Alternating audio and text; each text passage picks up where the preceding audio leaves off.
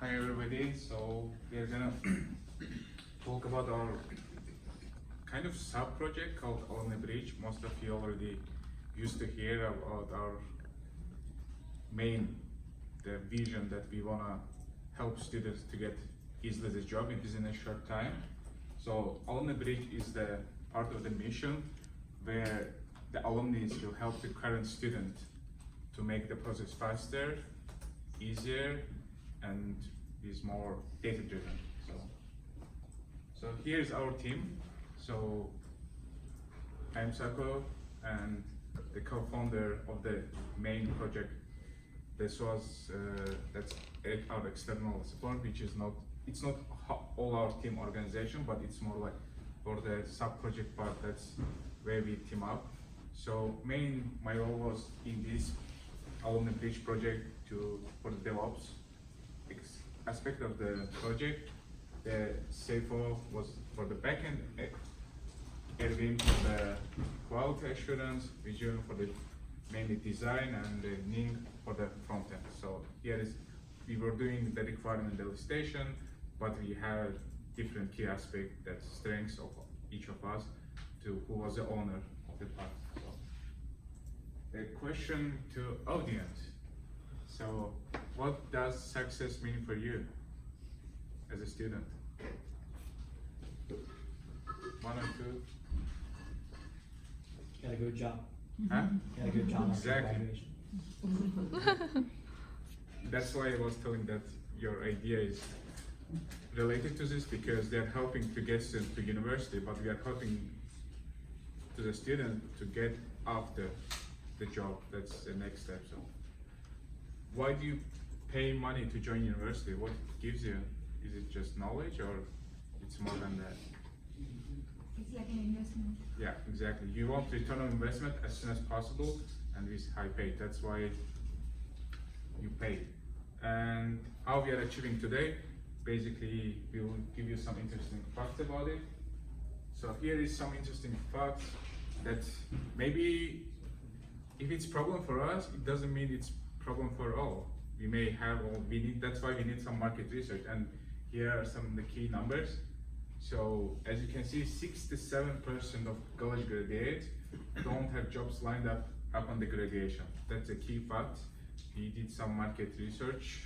That's a big number, and there are a couple of reasons. It's not the one, and it's not applied to everybody, but there are some key reasons that come to the line that applies to everybody. And 83% of college graduates report that career service, the university doesn't help them, including the professors. Why? So, and 77% of nearly 600 career center directors, they think their student grads, they think there is a lack of knowledge or skills from after the graduates, that they need some extra stuff on top of this to land in a right job in a short time. That's some numbers, what they are telling, and the problems. So actually, lack of trust in the system and students, and takes too much time to make consultation. Costs for school are high to maintain. Actually, there was another interesting fact that we haven't put there. It's saying that even when they go and talk to career services, their lack of data, their lack of expertise to help you. Because if you want to have in career service 10 people with Java skill and stuff that can help you, guide you, which company, exactly what skills to get, it's very highly costly. That's why it's the 1 or 2 person in career advice. They can try their best, but it's not enough. So availability is limited in many schools to access individuals, and market is always changing. So here are some problems. The project is trying to solve this problem by bringing the alumni to the picture, where in career services will be supported by alumni who has passed this path and can share their experience and try to solve these problems to some level. Ken is going to talk about the vision of Alumni Bridge. Okay, the vision of our platform. Alumni Bridge is like this. It's supposed to be a platform for alumni and current students to connect in the network. All of them can enrich their career and personal development through the resources available on the platform. And alumni definitely can try their best by posting articles to mentor the current students for their career preparation during the school time. And all of them can also share their career experience and story, even job opportunities information on that platform through their alumni or student accounts. Next. Okay, here is the scope of this project, particularly for software requirement elicitation. First thing, we interview stakeholders. Second, we develop the use case based on functional and non-functional requirements. And we also create a prototype in the end, matching the needs of the stakeholders. Finally, we came up with a roadmap, which will be forwarded to the project manager, and in the end will be used by the development team to make it the platform. Next. At the beginning, we identified our stakeholders. We also categorize them into these different classes. We also figure out their names, their roles, their functionalities, their involvement, etc. So that we can figure out, we can prioritize all of them so that we can decide how much time and and the frequency we can devote to them to keep this project going. Now, first category, end user. Definitely, this should be alumni and current students because they are the ending customer, just like ending the end customers. And the real customers of the platform is ITU president and the owners. And we also figure out the sponsor, which is the Student Government Association. We also have two types of consultants. One is the internal. They are actually ITU faculty members. External consultants will be mainly in two types. One is an advisor for attracting customers. The other one is mentors for fundraising. And the last one is operational support. And they will cover ITU alumni community manager, ITU alumni event manager, and career mentors and trainers. Next.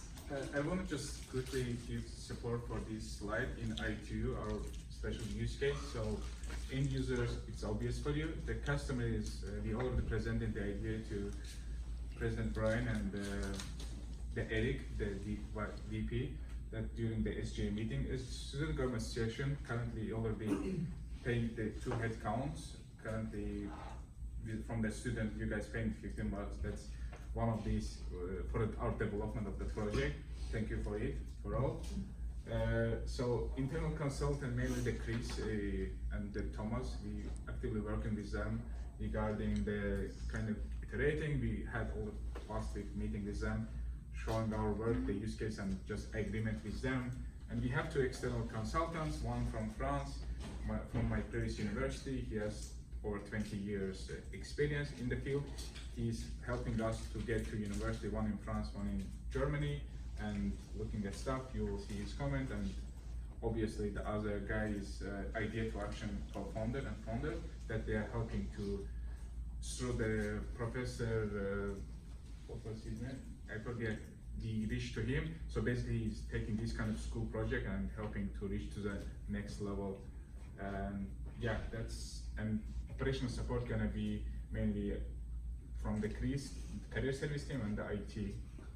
If later they'll be integrated. Yeah, thanks again. Here is the process flow for this project. From the beginning to here is exactly the same as the assignment we all did. So we'll start with the stakeholder analysis and up to the prototyping. After prototyping, we also did review of what we did. And then we came up with the roadmap, which is forwarded to project manager and will be used by the team. Next. Okay, I would like to talk about the techniques we use for this project. These are the outline. And the first one, select.com, because actually this is an online team collaboration platform. We have our own workspace called Job Hacks, and inside the Job Hacks we have this project channel, so we communicate over there. We all being updated about the project. And we also have in-person meetings with our stakeholders through online or physically. Depends on their involvement, we decide the frequency we talk to them, we decide how much we report to them. For example, if we talk to the customers, like the ITU president, then we definitely will keep it clear about what's going on in this project. And we also use the Hangout for our video meeting. We use Google Docs. This is good for teamwork, for deliveries. And this one, visualparadigm.com. This is a dedicated online tool dedicated to sketching use case diagrams, which is good. For prototyping, we try these two. At the beginning, we tried wireframe. Wireframe is actually for wireframing of software. And then I found out this one better. This is mockup. Mockup not just for the wireframing, also for prototyping of software. So we can make the UI interface like the real one, although now it's not exactly the final product. Next, please. Is Google Hangout still there? Yeah, Yeah. We use this. That's I thought they stopped supporting. it's free and up to 10 users. Okay. So from the work that it's Zoom we have, but then we can recording and all these 45 minutes limit, but we usually go around with 1 hour and a half something. So. Have you tried Zoom? Yeah, that commercial one is Yeah. fine, but the free version is only 45 minutes limit. Okay. So that's I see. So and it's you all can not- do recording. Actually, the roadmap it's not our delivery. We did 2 prototyping and handover, and after things that all this stuff, the other co-founder Suhas, who works at Google, so he came up with a roadmap, and we shared with ITU team. Though that's not our work; it's just giving you that timeline, which is the next step for we hand over it to the development team after kind of finished all requirements. So as a future, yeah, that's. Should we This go is next? priority. Oh, yeah. Yeah. With the driver. Yeah, please go on. I'll talk about the use case. During the requirements, we extra 15 important use cases, such as Alumni Connect, Alumni Community, request the academic documents, 5 peers, depends on the department or the location. And the alumni manage the overseas alumni, and the alumni can enrich themselves and mentor the students. Also, they can share the job opportunity and find out the job opportunities. Also post as a donation to the university. Okay, let's take number 9. The Students Government Association organize social events as an example for the use case. Here it is. The Students Government Association plan and prepare the social event for the current students and alumni and post the schedule of the event. After the event has been finished, the association can record, summarize, and publish the event to the Alumni Bridge. And this is the use case diagram, and this is the use case analysis. We can see here are multiple states for the event schedule. When after the SGA create and schedule the event, it will give the timing. If there is a poster, if the event is finished, the states will be finished. There is an exception if the agent is modified or it will cancel, it will be cancelled. Okay, cancelled. and this is the work diagram for this use case. And each of our use case has a flow chart, the diagram, analysis table, and the prototype page. This is an example. This is use case 9 workflow diagram. First, the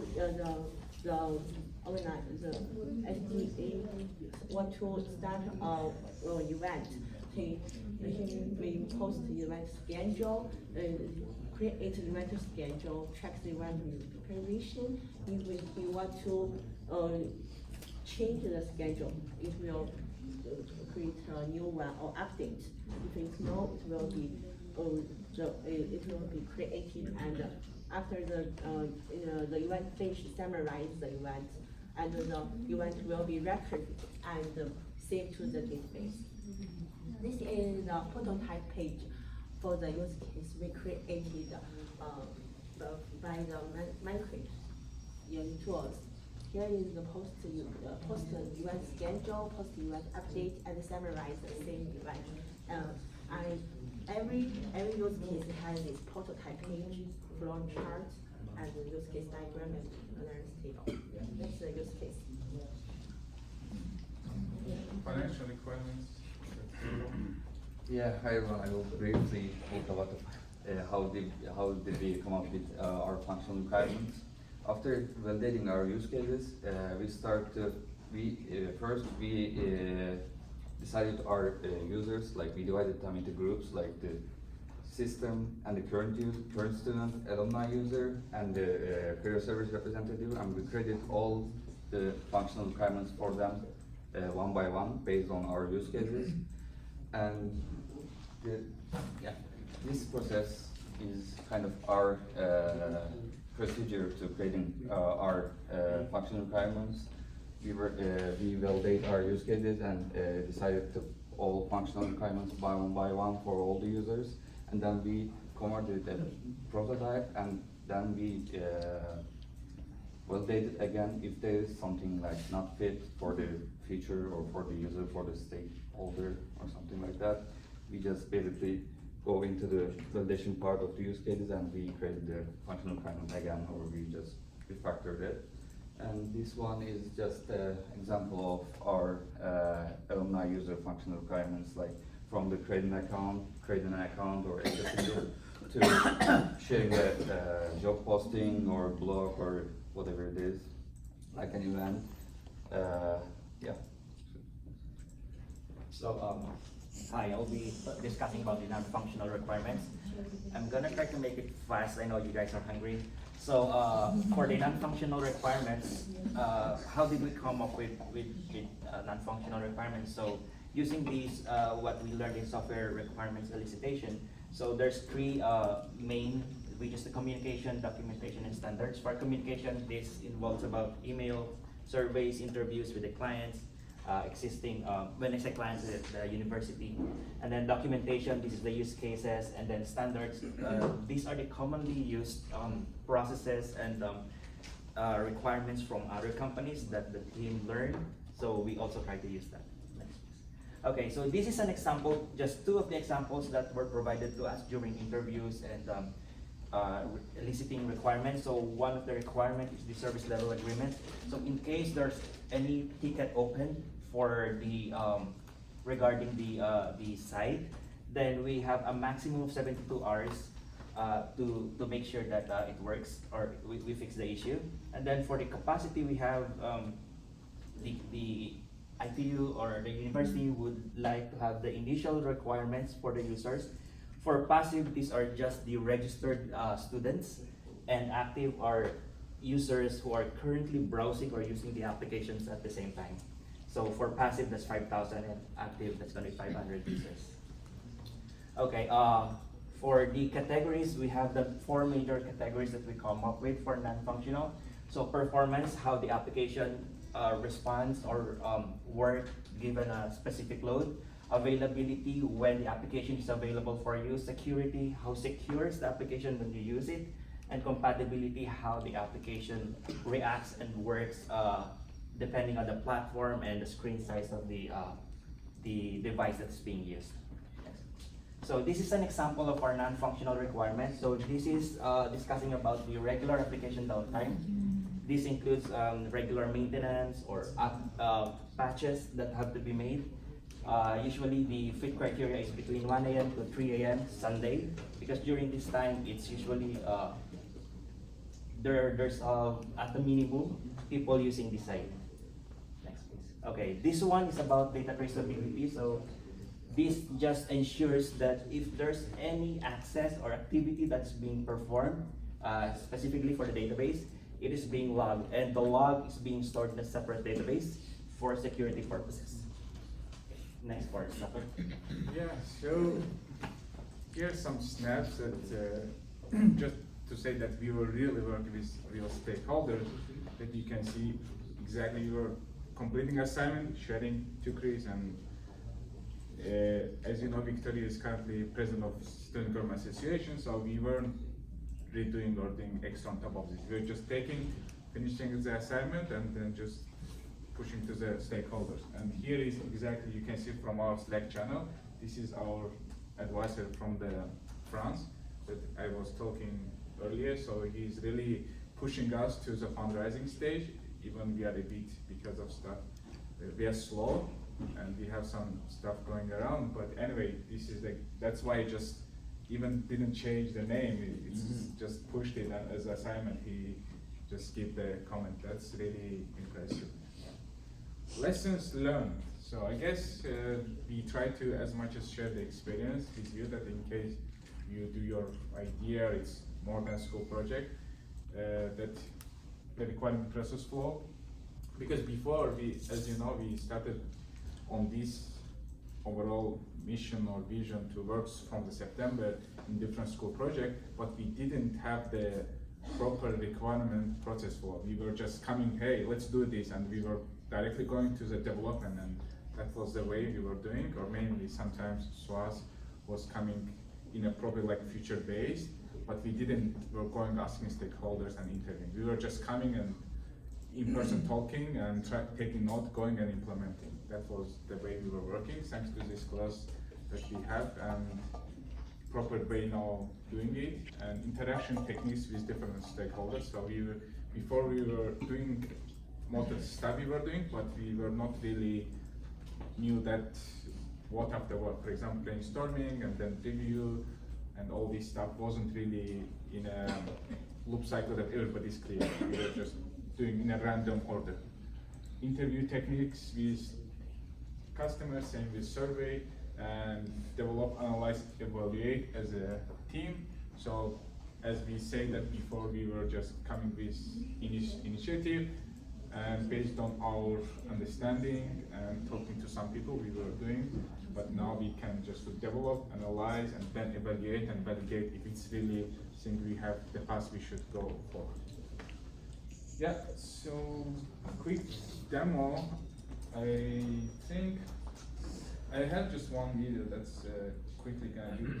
It's not really done as a project, so that's our. This is a workspace. Yeah, that's our workspace. You can see school project delivery. That's where we are doing all these stuff. So here is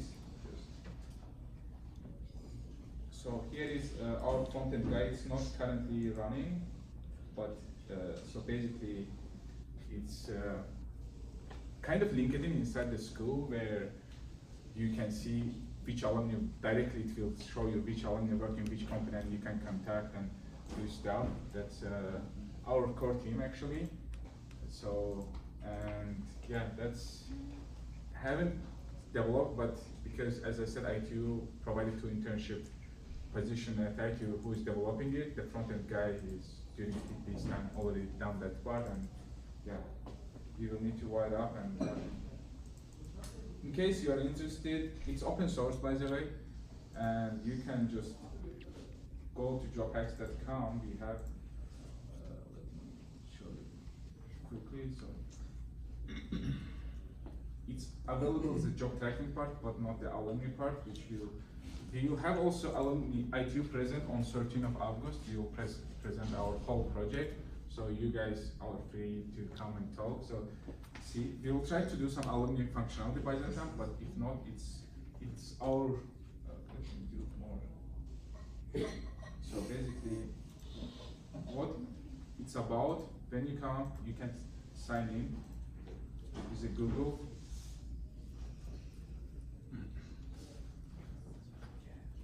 So with single sign-in, around 10 websites that you apply the jobs and you get notification in your email, will come and build this dashboard for you, where you can move out and see all the jobs you applied. So it will help you.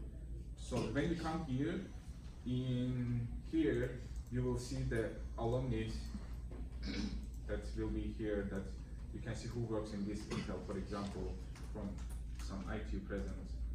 That will be here, that you can contact directly. But it's not there, but it will be showing here automatically. So you don't need to enter any manual, it will all grab from your email, parse and show when you applied to jobs. And then you have some metrics, which is related also regarding alumni, that you can see total jobs applied, how many you get rejection, and what was the state, what is mainly career sources you apply. And by the way, that's it, statistics based on the ITU students in career fair we entered.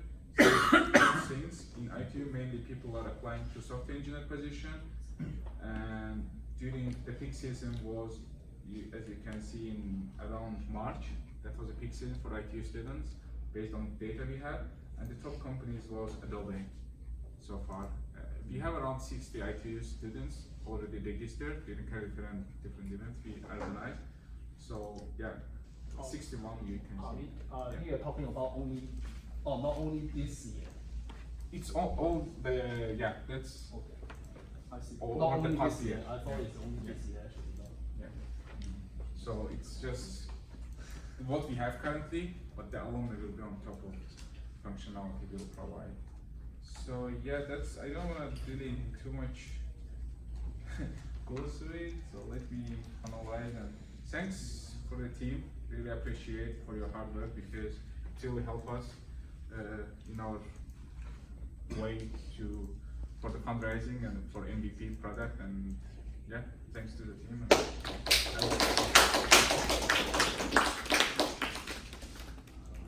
Any other? All right, next.